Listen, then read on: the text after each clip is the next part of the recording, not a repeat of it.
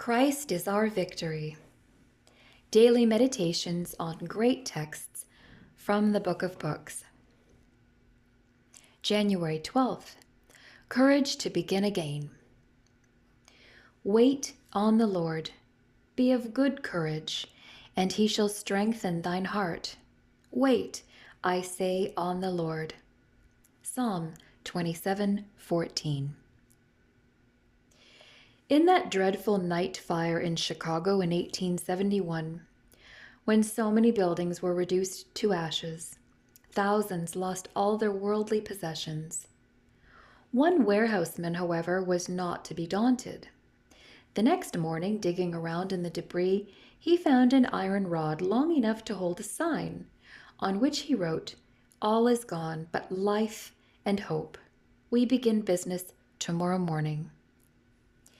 It takes courage to face disaster, to begin again, when everything is lost, to start anew with worn-out tools, refusing to admit defeat. One day in a hospital, I met a young man steering his wheelchair down a long corridor. A wheelchair in a hospital is a common sight, but this man was unusual. He was a medical doctor visiting his patients. While serving as a missionary in Africa, he was stricken with polio and had to be flown home. His life work seemed to be finished. Most people would have been willing to be waited on the rest of their lives, but not this doctor. Rising above his handicap, he chose a specialty that could be practiced from a wheelchair. Today, he is one of the busiest doctors in the large hospital. History tells of others who, by courageous effort, have overcome natural handicaps.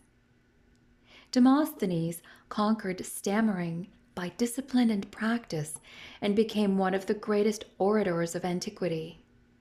Beethoven wrote soul-thrilling sonatas after he was deaf and unable to hear his own productions.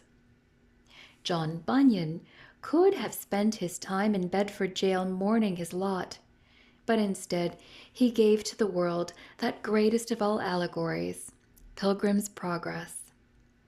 Let us not blame circumstances for our failure, but with God-given courage, begin again.